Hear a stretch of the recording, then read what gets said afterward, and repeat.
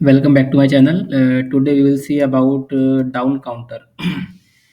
तो down counter क्या रहेगा जो डाउनवर्ड डायरेक्शन में काउंट करता मतलब डिसेंडिंग ऑर्डर में। ठीक है, जैसे कि आप देख सकते हैं यहाँ पर क्लॉक पल्स, पहली क्लॉक पल्स पे जो क्लॉक आउटपुट है आपके, जो फ्लिप फ्लॉप का आउटपुट है वो 111 जो होता है 7। दूसरी क्लॉक पल्स पे 110 मतलब 6, तीसरे पे 101 मतलब 5, फिर 4 3 2 1 0। तो ये डाउनवर्ड डायरेक्शन में काउंट करता है, इसलिए ये क्या है आपका डाउन डाउन काउंटर।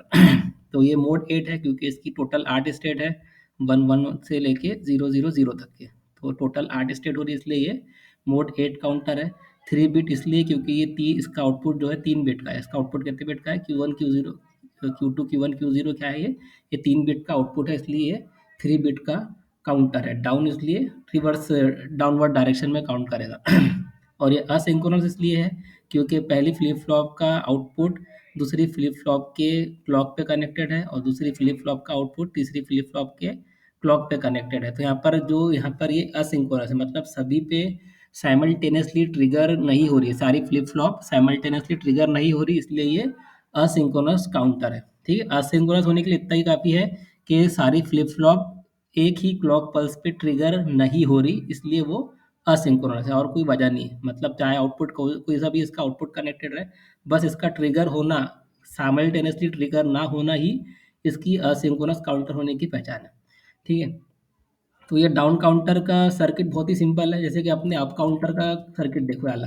देखो दोनों में बस एक फ़र्क इतना है, जो अप काउंटर रहेगा उसका नॉर्मल वाला आउटपुट अगली फ्लिप फ्लॉप के क्लॉक इनपुट पे कनेक्टेड रहेगा, और जो डाउन काउंटर रहेगा उसका टॉगल आउटपुट या कॉम्प्लीमेंटेड आउटपुट अगली फ्लिप फ्लॉप के क्लॉक पे कनेक्टेड रहेगा। बस इसके अलावा इसमें कोई डिफरेंस नहीं है।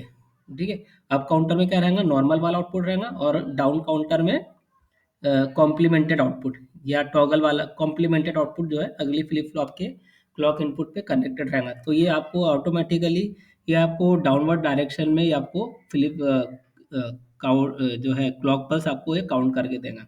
मतलब पहले 7, फिर 6 5 4 3 2 1 0, इस तरह से वो डाउनवर्ड डायरेक्शन में काउंट करेंगे। जैसे कि आप यहाँ पर स्टेट डायग्राम भी देख सकते हैं, पहले वाली स्टेट जो भी रहे, ठीक है, पहली वाली जो भी फॉर एग्जांपल अगर पहली वाली स्टेट अगर 0 है, तो अगले स्टेट जो रहेंगी वो 1 1 1 रहेंगी। मतलब 0 के बाद में 7 6 5 4 3 2 1। तो इस तरह से वो काउंट करेगा, मतलब ये रिपीट होते रहेगा, एक जगह आके रुकने। मतलब इसके बाद अगर अपने नवे क्लॉक पल्स अप्लाई किए तो आपको क्या मिलेगा? 1 1 1, फिर 1 1 0, फिर 1 0 1, फिर 1 0 1। बेसिकली ये इसकी जो 8 यूनिक स्टेट है, 8 यूनिक स्टेट्स है, इसलिए इसका नाम क्या है? मोडेड। ठीक है, ऊपर में भी मतलब यहाँ पर भी जो इसकी 16 यूनिक स्टेट है, इसलिए मोड 16 है। मतलब ये 1 1 1 के बाद फिर से 0 0 0 0 आएगा। ठीक है, 1 1 1 1 के बाद में फिर से क्या आऊंगा मैं? अगर मैं 17th पल्स दूंगा तो मुझे क्या मिलेगा? 0 0 0 0। तो इसकी 16 यूनिक पल्सेस है, इसलिए मोड 16 है। और ये इसकी 8 यूनिक पल्सेस है या यूनिक वैल्यूज है फ्लिप फ्लॉप्स की, इसलिए ये क्या है? मोडेड है। ठीक है, मतलब अब तो क्लॉक क्लॉक पल्स तो आप इनफाइनाइट लाखों क्लॉक पल्स अप्लाई कर सकते हैं, लेकिन वो काउंट कितनी कर रहा है वो इंपॉर्टेंट है। ये 8 ही क्लॉक पल्स को काउंट कर सकता है, इसलिए मोडेड है। ठीक है, तो ये उसका सर्किट डायग्राम है, ये उसका टेबल है। अब मैं टेबल आपको समझाता हूँ किस तरह से ये बना है। ठीक है, अभी देखो मैंने यहाँ पर आउटपुट में सिर्फ Q0 मतलब जो नॉर्मल वाला आउटपुट है वही बताया है। ठीक है, अभी मैं इनिशियली क्या अज्यूम किया कि सबकी वैल्यूज, आप इनिशियली कुछ भी अज्यूम कर सकते हैं। ठीक है, इनिशियली मैंने 0 0 0 अज्यूम किया, Q2 की 1 Q0 की वैल्यू मैंने 0 0 अज्यूम किया। आप जो चाहे कर सकते हैं। ठीक है, आप 1 1 1 भी कर सकते हैं, मतलब यहाँ से भी आप स्टार्ट कर सकते हैं। तो ये पहले वाला क्लॉक पल्स पे जो आउटपुट रहेगा वो 1 1 1 रहेगा और कुछ भी नहीं। ठीक है, लॉजिकली आपका सर्किट बिल्कुल सही है, वेव फॉर्म में बिल्कुल करेक्ट है। इसके मतलब प्रोग्राम में, मतलब इसका जो वेव फॉर्म है कोई प्रॉब्लम नहीं, बिल्कुल सही है। ठीक है, तो जनरली वेव फॉर्म जो रहता है वो आउटपुट का ही दिखाया जाता है, मतलब ये हमारा आउटपुट है। ठीक है, आउटपुट और जो इनपुट अप्लाई कर रहे हैं और जो हमको आउटपुट मिल रहा है। ठीक है, क्यू जीरो बार, Q1 बार, Q2 बार की जरूरत नहीं है, लेकिन वो आप अप्लाई कर रहे हैं, आप इंटरनली उसको अज्यूम कर सकते हैं। मतलब आप सोच सकते हैं कि इसका आउटपुट क्या रहेगा। मतलब Q0 की वैल्यू अगर 0 है तो Q0 बार की वैल्यू क्या रहेंगी? 1 रहेंगी। क्यू और Q0 की वैल्यू 1 है तो Q0 बार की वैल्यू 0 रहेगी। उसी तरह से Q1 की वैल्यू अगर 0 है तो Q1 बार की वैल्यू 1 रहेंगी। उसी तरह से Q1 की वैल्यू 1 है तो Q1 बार की वैल्यू 0 रहेंगी। उसी तरह से Q2 के लिए, मतलब 0 है तो 1, Q2 की वैल्यू 0 है तो Q2 बार की वैल्यू 1, और Q2 की वैल्यू 1 है तो Q2 बार की वैल्यू 0। ठीक है, क्योंकि अभी आप देख सकते हैं सारे फ्लिप फ्लॉप जो है वो negative edge triggered flip flop है, सभी negative edge triggered flip flop है। मतलब जब जब सारे फ्लिप फ्लॉप पे नेगेटिव हो जाएगा तो ये ट्रिगर हो जाएगा। ठीक है, और अकॉर्डिंग टू द इनपुट जी और के पे ये 1 1 अप्लाई किया है, तो ये इसका आउटपुट टॉगल हो जाएगा, मतलब 0 था तो 1 हो जाएगा, 1 था तो 0 हो जाएगा। ठीक है, अब आप वेवफॉर्म देखो यहाँ पे, जब यहाँ पर देखो मैंने इनिशियली यहाँ पर देखो यहाँ पे मैंने zero clock, again the same waveform, बिल्कुल सेम एक्सप्लेनेशन है। क्लॉक की वैल्यू जीरो है, मैंने इनिशियली अज्यूम किया कि क्यू जीरो की वैल्यू क्यू जीरो की वैल्यू क्या है, जीरो है। तो मैंने ये अभी क्योंकि यहाँ पर लेवल जीरो है तो इसके आउटपुट में कोई चेंज नहीं आएगा, तो जीरो का जीरो। फिर उसी तरह से क्यू जीरो की वैल्यू जीरो है, और क्यू वन क्योंकि इसके दूसरे फ्लिप फ्लॉप के क्लॉक इनपुट पे क्या कनेक्टेड है, Q one bar, Q zero bar connected है। तो क्यू जीरो बार की वैल्यू क्या रहेंगी, वन रहेंगी। तो वन लॉजिक वन होने की वजह से क्यू जीरो बार की वैल्यू लॉजिक वन होने की वजह से क्यू वन में भी कोई चेंज नहीं आएगा, क्योंकि अभी तक के क्यू जीरो बार पे नेगेटिव एज नहीं आया, तो क्यू वन की भी वैल्यू अनचेंज रहेंगे। उसी तरह से क्यू वन बार जो रहेगा वो पॉजिटिव लेवल है, अगेन मतलब निगेटिव एज आने का क्यू वन बार पे, तो क्यू टू की भी वैल्यू क्या रहेंगी, अनचेंज रहेंगी, मतलब जीरो रहेंगी।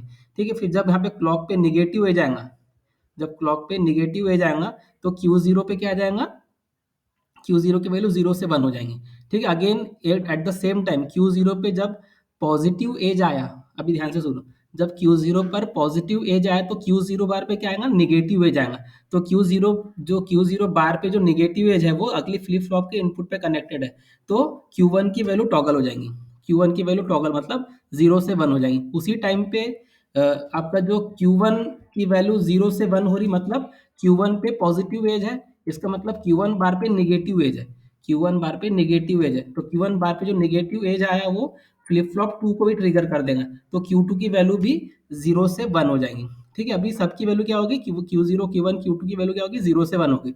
फिर अभी निगेटिव लेवल आया तो इसके आउटपुट में कोई चेंज नहीं आएगा, मतलब ये वन का वन रहेगा, मतलब निगेटिव लेवल, पॉजिटिव एज और पॉजिटिव लेवल। ठीक है, यहाँ पर क्यू जीरो की वैल्यू में कोई चेंज नहीं आएगा। उसी टाइम पे यहाँ पर भी कोई चेंज नहीं आएगा, क्योंकि क्यू जीरो बार की वैल्यू जीरो है, तो नो नो चेंज।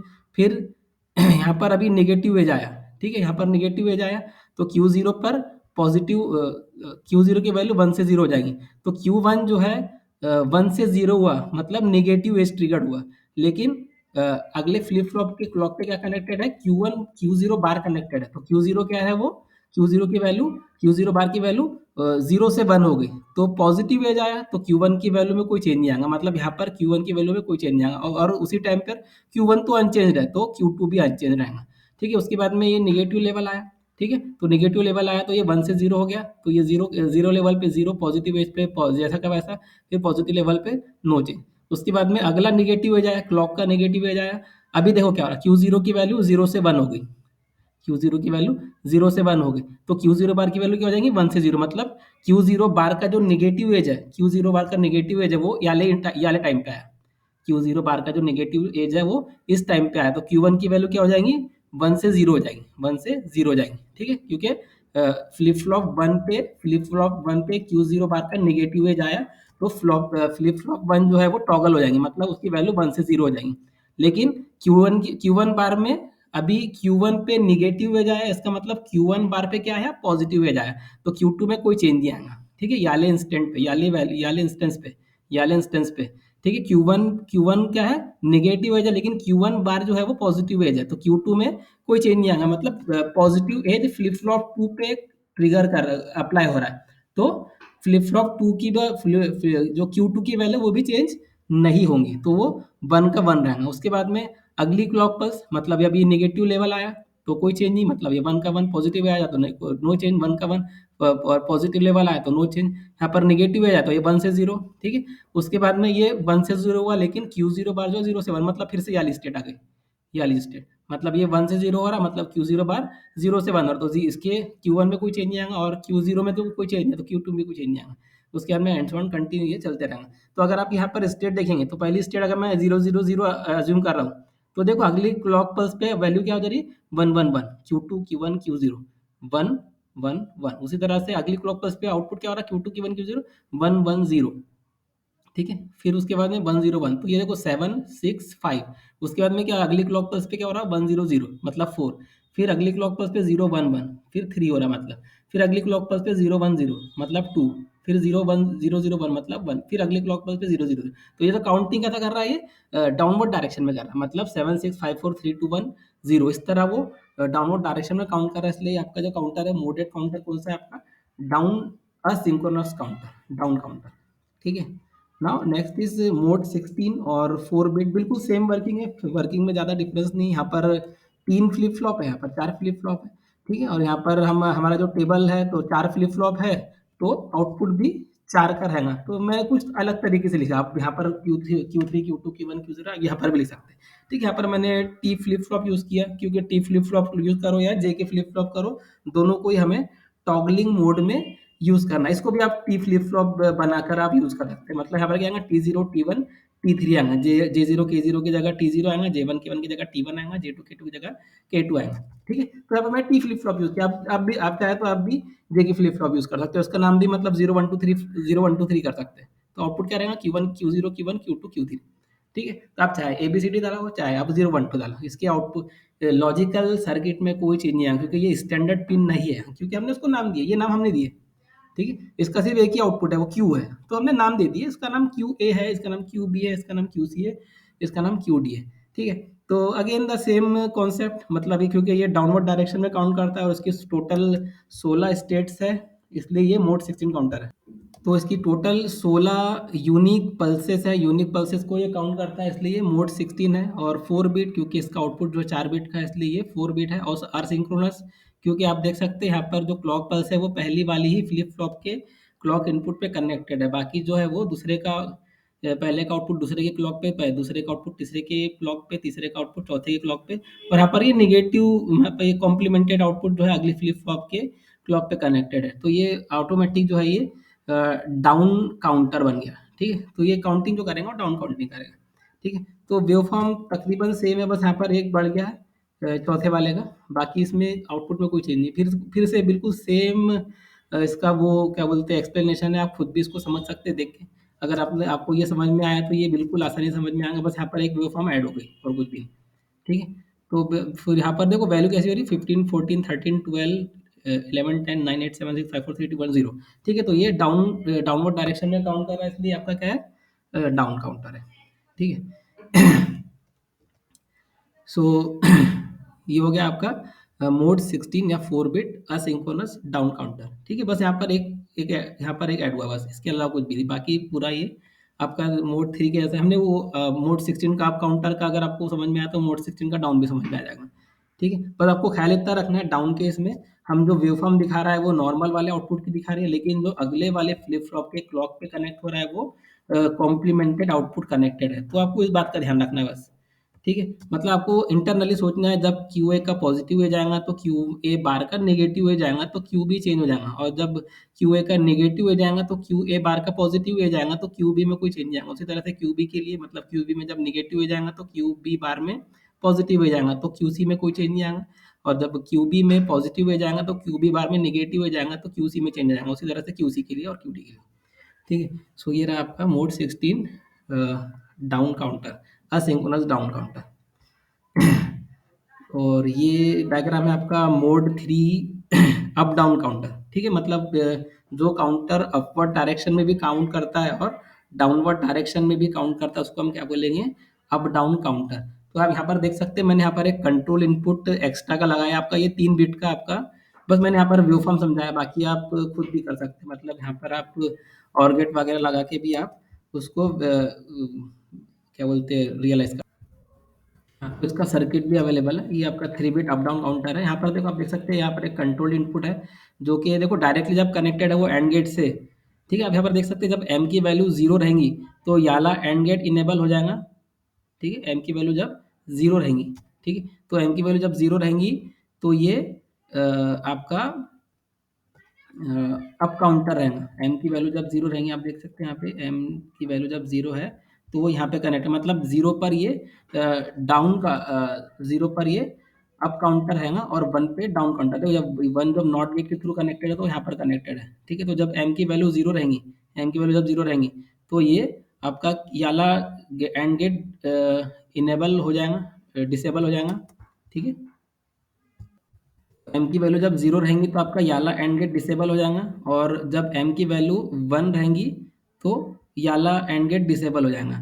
ठीक है, तो जब देखो अभी देखो एम की वैल्यू जीरो है, एम की वैल्यू जीरो है, तो ये एंड गेट का, ये नॉट गेट का आउटपुट क्या रहेगा, वन रहेगा। ठीक है, तो ये नॉट गेट का आउटपुट वन रहेगा, मतलब याला गेट इनेबल हो गया और याला गेट डिसेबल हो गया, तो मतलब m इक्वल टू जीरो के लिए ये अप काउंटर है, और m की वैल्यू जब वन रहेंगी, तो वन रहेंगी तो ये डायरेक्टली यहाँ पर अप्लाई हो रही है, और नॉट गेट के थ्रू ये जीरो यहाँ पर अप्लाई हो रहा है। तो मतलब जब m इक्वल टू वन रहेगा तो याला गेट डिसेबल रहेगा, और याला गेट इनेबल रहेगा। मतलब m इक्वल टू वन पे ये, मतलब क्या हो रहा है देखो, ये m इक्वल टू जब जीरो रहेगा तो क्यू ए जो है वो अगली फ्लिप फ्लॉप के क्लॉक इनपुट पे कनेक्टेड रहेगा, और m की वैल्यू जब जीरो रहेंगी तो ये क्यू ए बार याली फ्लिप फ्लॉप के क्लॉक इनपुट पे, अगले फ्लिप फ्लॉप के क्लॉक इनपुट पे कनेक्टेड रहेगा। तो इस तरह से आपका जो काउंटर रहेगा वो अप काउंटर भी रहेगा, डाउन काउंटर भी रहेगा। बाकी पूरा तो सेम ही है, लॉजिक पन लगा दी, यहाँ पर टी फ्लिप फ्लॉप यूज किया, आप चाहे तो जे के फ्लिप फ्लॉप यूज कर सकते हैं। ठीक है, दोनों में कोई डिफरेंस नहीं, जे के फ्लिप फ्लॉप यूज करो चाहे टी फ्लिप फ्लॉप यूज करो, जब भी ये फ्लिप फ्लॉप ट्रिगर होंगी तो, और ये इसके इनपुट वन होने की वजह से ये इसका आउटपुट टॉगल हो जाएगा। ठीक है, बाकी इसके लॉजिक में ज़्यादा डिफरेंस नहीं है। तो यहाँ पर हमने देखो दोनों के लिए हमने वेव फॉर्म बनाया, ये अप काउंटिंग के लिए या डाउन काउंटिंग के लिए, चाहे तो अभी ऊपर वाली वेव फॉर्म बनाओ चाहे ये नीचे वाली, दोनों एक जैसी है। ठीक है, दोनों में कोई फर्क नहीं है। तो यहाँ पर क्लॉक को ऊपर ले लिया, क्लॉक को ऊपर ले लिया और एम को नीचे ले लिया, और यहाँ पर एम को ऊपर ले लिया और क्लॉक को नीचे ले लिया, तो कोई ज़्यादा डिफरेंस नहीं आ रहा है। वेव फॉर्म वही है। ठीक है, वेव फॉर्म में कोई फर्क नहीं, चाहे आप ऊपर वाली बनाओ चाहे नीचे वाली बनाओ, दोनों सेम है। ठीक है, तो देखो जब एम इक्वल टू जीरो रहेगा तो क्या होगा, ये अप काउंटिंग मतलब zero one two three four five six seven इस तरह वो इस डायरेक्शन में काउंट करेंगे, और जब एम की वैल्यू वन रहेगा तो वो seven six five four three two one zero मतलब डाउनवर्ड डायरेक्शन में काउंट करेंगे। तो इस तरह से आपका जो काउंटर रहेगा वो अप काउंटर भी रहेगा और डाउन काउंटर भी रहेगा। तो ये रहा आपका थ्री बिट। देखो थ्री बिट में देखो 16 लाइन का ट्रूथ टेबल बन गया। ठीक है, तो अगर आप 4 बिट का बनाएंगे तो 32 लाइन का बनेगा टेबल। ठीक है, तो इस बात का ध्यान रखें, मतलब थ्री बिट का काफ़ी है, 2 बिट का अगर बनाएंगे तो आप ट्राई करके देखना। ठीक है, तो बहुत ही सिंपल है, बस आपको यहाँ पर एक एक्स्ट्रा का ये लॉजिकल सर्किट बस आपको ऐड करना है और कुछ भी नहीं। मतलब एम और एम बार आप ये लगाएंगे, और यहाँ पर एक्स्ट्रा का ये एंड और गेट वाला लॉजिक यहाँ पे लगा देंगे। ठीक है, सो अगर आपको ये वीडियो अच्छी लगी तो आप इसको लाइक कीजिए और चैनल सब्सक्राइब कीजिए और बेल आइकन पर टैप कीजिए। Thank you for watching my video.